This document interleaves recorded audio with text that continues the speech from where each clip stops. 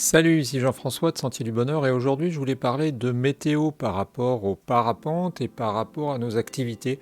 À nos activités comme par exemple le paramoteur aussi et les activités de l'air en général. Et ça fait quelques pilotes que je rencontre qui me disent clairement depuis quelques années les services de Météo France sont moins performants.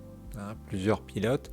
Et le dernier me donnait l'exemple de hier ou d'hier où il faisait, où il y avait de la pluie qui tombait et où en fait Météo France n'avait pas prévu le coup. Alors moi je me dis, et comme on me l'a suggéré, je me demande si en fait Météo France n'est pas victime d'un syndrome français qui peut se traduire par une compression de personnel, par un je m'en foutiste ambiant, qui serait que l'agence d'État, alors laisse part un peu à volo. On me disait, oui, il y a pas mal de services qui partent à volo, et c'est vrai que on sait bien que en matière de santé, l'hôpital public, on sait bien que en matière aussi d'énergie, à EDF, on sait bien aussi qu'en matière d'éducation, l'éducation nationale, voyons les rapports PISA, etc., les profs qui ne veulent plus enseigner dans l'éducation, nationale, dans beaucoup de domaines que l'État gère, eh bien, on s'aperçoit qu'il y a une baisse de qualité, il y a une baisse de rendement, et je n'incrimine pas les professionnels. Je sais, ayant été moi-même pendant des années, des décennies enseignant, je sais bien qu'on nous fait fermer notre gueule et que sous prétexte de l'obligation de réserve, on nous interdit de parler. Alors là, j'ai la chance de ne plus faire partie de l'éducation nationale puisque je suis en retraite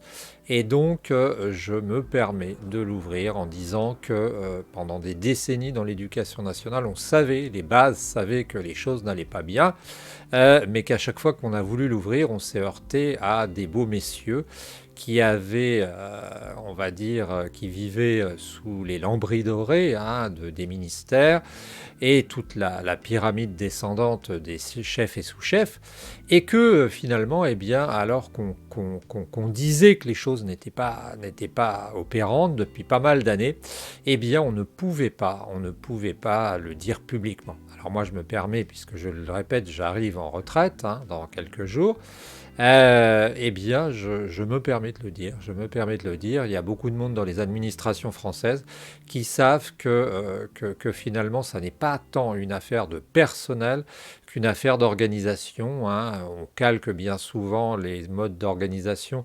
du privé qui sont différentes sur le public. On restreint le nombre de fonctionnaires, on change les missions, parfois on sacrifie à des modes qui sont inutiles.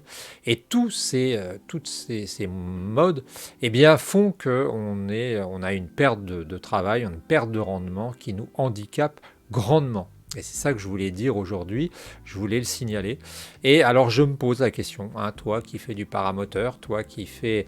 Eh bien, est-ce que tu penses que depuis quelques années, comme me l'ont dit pas mal de pilotes, le Météo France est en train de pédaler à côté de son vélo. Alors, pourquoi est-ce que j'ai agi, est-ce que j'en parle aujourd'hui?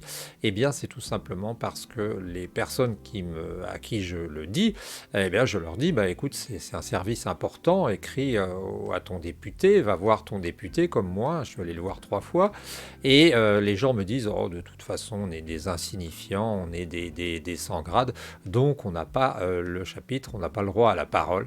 Eh bien, je la prends la parole et je pose la question et j'invite les gens de Météo France, s'ils savent qu'il se passe des trucs chez Météo France qui sont pas clairs, qui font que l'efficacité du système est grandement diminuée, eh bien à nous le faire savoir et puis d'essayer de se liguer pour arriver à obtenir un service qui ne perde pas en efficacité comme ce doit être avec la santé, etc. Voilà, c'était une petite bouteille à la mer, un petit appel à témoignage. N'hésitez pas à me contacter et je réponds à tous les commentaires. Salut, c'était JF de Sentier du Bonheur.